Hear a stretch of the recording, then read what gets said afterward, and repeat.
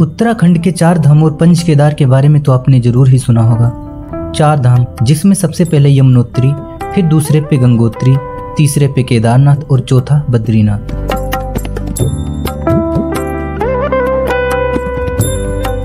उसी तरह पंच केदार में पहले नंबर पे केदारनाथ, दूसरे पे मधमेश्वर, तीसरे पे तुंगनाथ, चौथे पे रुद्रनाथ और पांचवें पे कल्पेश्वर आता है। चार धाम की यात्रा को हिंदू धर्म में सबसे पवित्र माना जाता है और जिसने भगवान शिव के पांचों केदार के दर्शन कर लिए उस पे भोलेनाथ की कृपा सदैव बनी रहती है।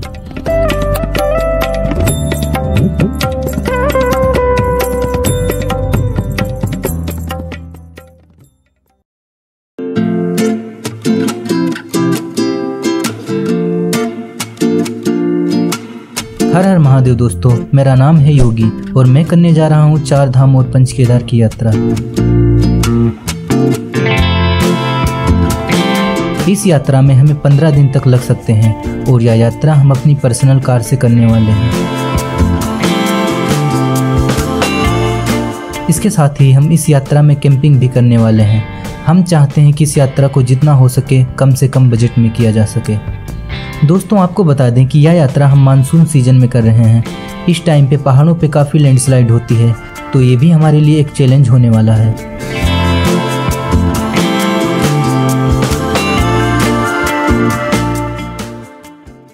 तो हमारी यह यात्रा दिल्ली से शुरू होती है। इस जर्नी में हमारे साथ हैं मिस्टर रंजीत और अंशुल।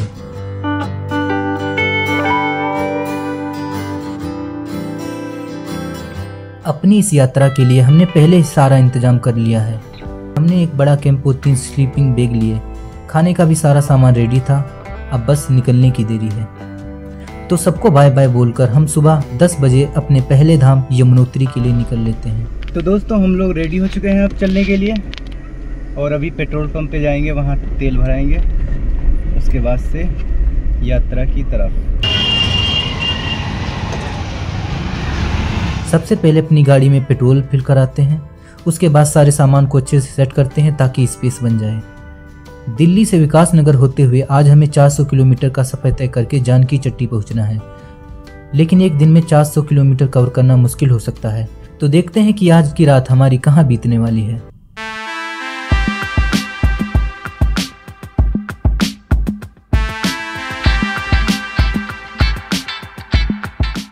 तो दोस्तों विकास नगर क्रॉस करके हम रुके हैं, अब पहाड़ आ गए हैं। अब यहाँ पे हम रुके हैं तो यहाँ पे हमारे पीछे आम का बगीचा है जो बहुत बड़ा है, तो यहाँ के आम ट्राई करते हैं कैसे हैं।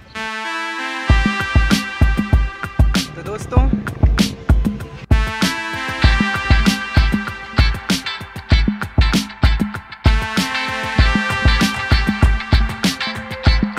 एक वाटरफॉल आने वाला है, अब हम दिखाते हैं।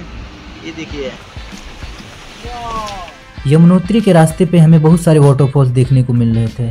धीरे धीरे हम छोटे पहाड़ों को पीछे छोड़कर ऊंचे ऊंचे पहाड़ों की ओर बढ़ते जा रहे थे और हमारे साथ सूरज भी धीरे धीरे क्षितिज की ओर बढ़ता जा रहा था। शाम के 7:30 बजे की तरफ हम एक गांव में रुकते हैं क्योंकि अंधेरा होने लगा था और उससे पहले हमें आज के स्टे का इंतजाम भी करना था। हमने एक भाई से कैंप लगाने के लिए जगह पूछी तो उसने अपने घर की छत पे कैंप लगाने की परमिशन दे दी। तो दोस्तों ये होने जा रही है हमारी फर्स्ट कैंपिंग। हम कैंपिंग करने वाले से थोड़ा आगे पर यहाँ हमें जगह मिल गई, लेकिन उसने इसके लिए हमसे 200 रुपये ले लिए। हम लोगों ने कैंप लगाना स्टार्ट किया।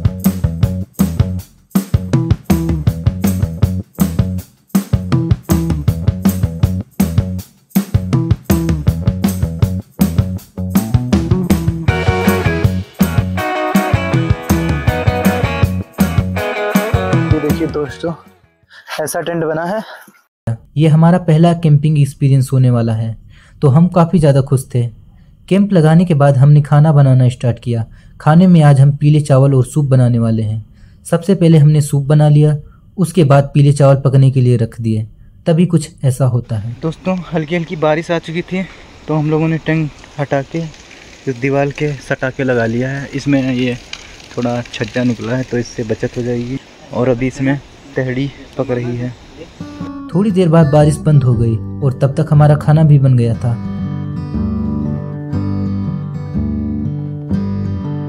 खाना खाकर हम लोग अपने टेंट में सो जाते हैं। तो दोस्तों टाइम अभी 5:30 बजने वाले हैं और हम उठ चुके हैं। रात में हम तकरीबन 11-12 बजे सो गए थे। खाना वाना खा के बारिश होने लगी थी तो हम लोग जल्दी से सो गए। तो दोस्तों चलिए आपको बाहर का व्यू दिखाते हैं। और ये रहा कुछ बाहर का व्यू ऐसा। चलिए आपको बाहर से दिखाते हैं। ये देखिए दोस्तों, ये लोकेशन थी हमारी।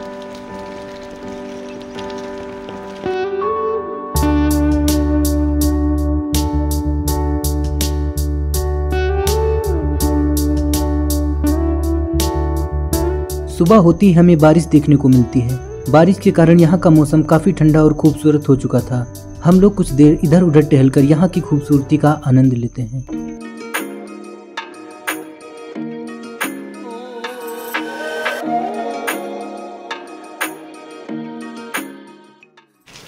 दोस्तों बारिश तो शुरू हो चुकी है बहुत तेज और अभी हम लोगों ने खाना भी नहीं बनाया है।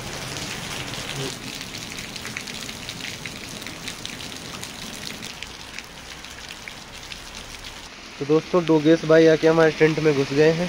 तो देखो बारिश के कारण हमने टेंट के नीचे ही खाना बनाना स्टार्ट किया। ये खाना बनाया है, चने उबाले हैं, मैगी बना ली है। अब चने को कलारेंगे, उसके बाद तब तक मैगी खा लेते हैं।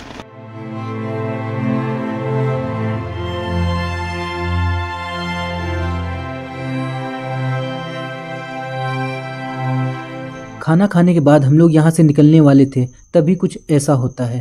दोस्तों दिक्कत आ गई है, हमारी गाड़ी का टायर पंचर हो गया है। अब चलते हैं, टायर बदलना पड़ेगा। सुबह के टाइम अभी पंचर वाले ने दुकान भी नहीं खोली थी, तो हमने टायर बदलने का सोचा।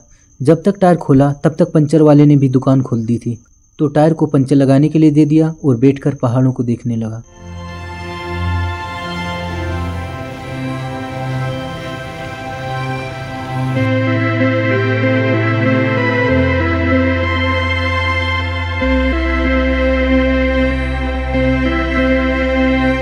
टायर बनने के बाद उसे सेट करते हैं और अब कैंप पैक करने की बारी थी।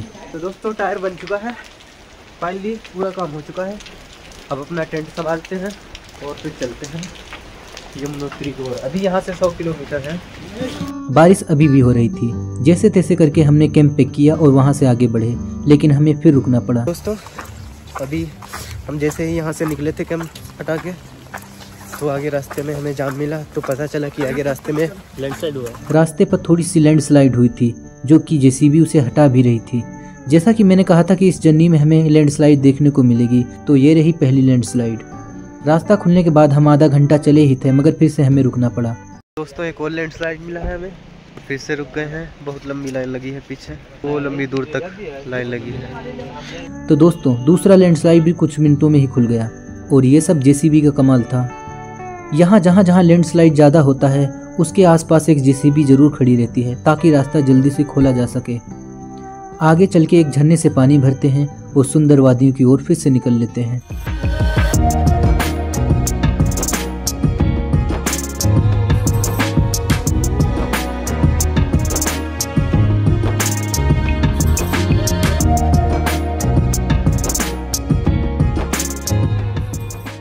9 गांव पहुंचकर हम दूसरी बार पेट्रोल फिल कराते हैं और फिर से आगे बढ़ते हैं। एक बार फिर से हमें रुकना पड़ा। यहाँ कुछ दिनों पहले काफ़ी बड़ी लैंडस्लाइड हुई थी, तो यहाँ पे रास्ता बेहद ख़राब था। कई सारे खूबसूरत वाटरफॉल्स को देखते हुए हम आखिरकार जानकी चट्टी पहुँच जाते हैं। तो दोस्तों जानकी चट्टी पहुँच चुके हैं हम। अभी तकरीबन 3:30 बज चुके हैं और अब यहाँ से अब ट्रैकिंग करेंगे। ट्रैकिंग में लगभग 3 घंटे तक लगेंगे ट्रैकिंग में। देखते हैं कितने घंटे, 3 घंटे बताया गया है। और फिर कैंपिंग का सामान हम ऊपर ही ले जा रहे हैं, वहीं पे कैंपिंग करेंगे। और ये हमने यहाँ पे गाड़ी पार्क कर दी है, ये जगह है। यहाँ से इसके पीछे से रास्ता जाता है ऊपर ट्रैकिंग का। एक रास्ता पहले से भी था, लेकिन हम लोग इस रास्ते से जाएंगे। धीरे धीरे मौसम बारिश वाला होते जा रहा था और 1-2 बूंदें भी पड़ रही थी, तो हमने रेनकोट पहले से ही पहन लिया। आज हमारा यमुनोत्री में कैंपिंग करने का प्लान था। हमने कैंप और खाने बनाने का ज़रूरी सामान ले लिया। तो देखते हैं हमारी दूसरी कैंपिंग कैसी जाती है। शॉर्टकट से होते हुए हम मेन ट्रैक पर आ जाते हैं और अब शुरू होती है हमारी ट्रैकिंग। यमुनोत्री का ट्रैक 5.5 किलोमीटर का है, जहां पहुंचने में 3 से 4 घंटे लग जाते हैं। तो हम कितनी देर में पहुंच पाते हैं आगे पता लग जाएगा। और ये देखिए दोस्तों, यमुना मैया का बेहद खूबसूरत नज़ारा।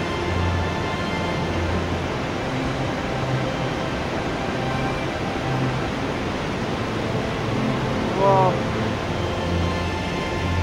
क्या नज़ारे हैं।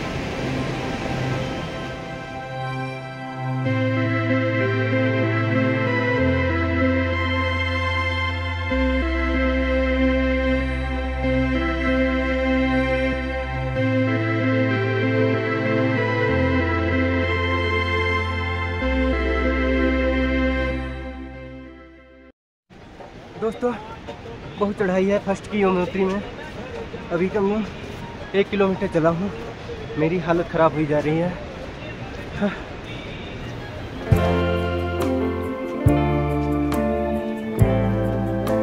भारी वेग की वजह से हम लोग काफ़ी जल्दी थक रहे थे। ट्रैक में कितने ही लोगों ने हमें टोका कि इतना वजन क्यों बेकार में लाद कर ले जा रहे हो, मगर इन लोगों को क्या पता कि हम कैंप करने वाले हैं।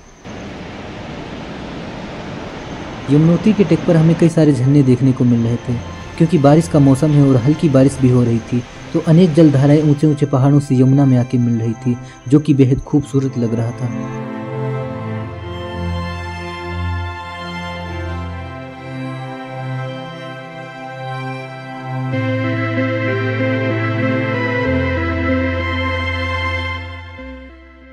वैसे तो यमुनोत्री का टेक इतना हार्ड नहीं है, लेकिन हम लोगों ने कैंप का सामान उठा रखा था तो बहुत जल्दी थक रहे थे। एक एक पेज के बाद हम रेस्ट करते हुए आगे बढ़ रहे थे।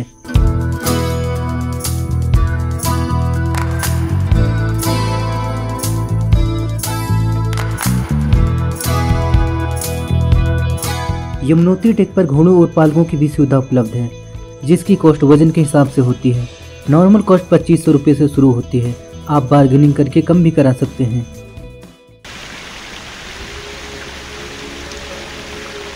बरसात के कारण ट्रैक पर कहीं कहीं पानी भरा हुआ था, पूरा ट्रैक गीला और स्लिपरी हो रखा था। और देखिए दोस्तों, ये खूबसूरत नज़ारा, कितने वाटरफॉल यहाँ दिख रहे हैं। हम जितना ऊपर चढ़ते जा रहे थे, व्यू उतने ही खूबसूरत होते जा रहे थे।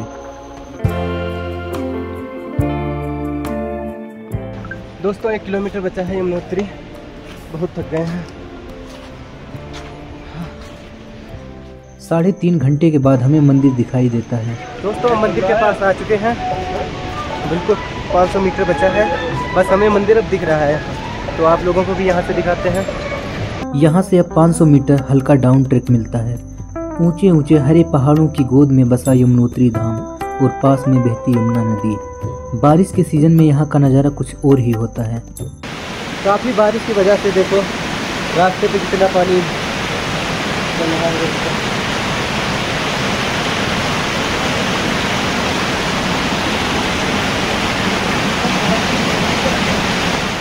मंदिर के पास पहुंचकर प्रसाद ले लिया, उसके बाद ब्रिज से आगे जाते हैं। यमुना नदी काफ़ी तेज बह रही थी। देखिए दोस्तों, यमुना का पानी कितना रोड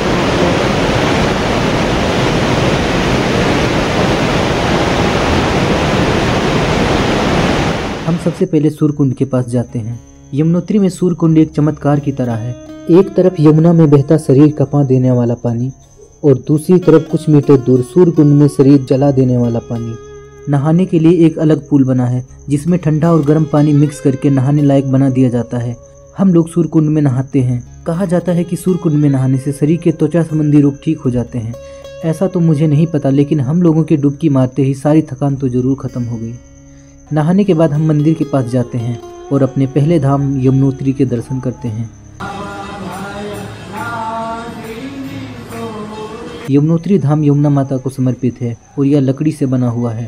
दोस्तों यमुनोत्री में दर्शन कर चुके हैं और अब कैंपिंग के लिए देख रहे हैं। तो एक भाई जो हमारे साथ लिफ्ट लेके आए थे, उनका यहाँ पे घर है, तो उन्होंने जगह बताई है, तो उस जगह पे हम जा रहे हैं कैंप करने के लिए। उनके पास से रास्ता है, ये ऊपर को जाता है और हम लोग जा रहे हैं अब अपना कैंपिंग करने के लिए। चलो दिखाते हैं आपको जगह।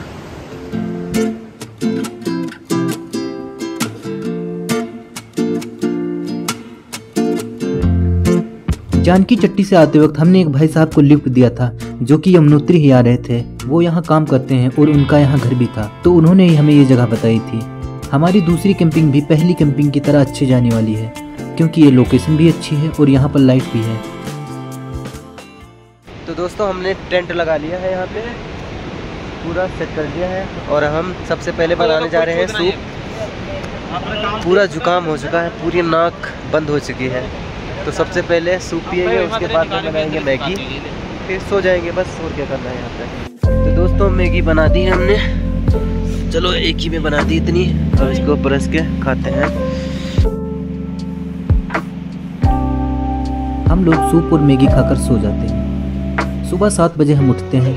मौसम काफ़ी अच्छा था, हल्की हल्की बारिश हो रही थी, जिसकी वजह से काफ़ी ठंड भी हो रखी थी।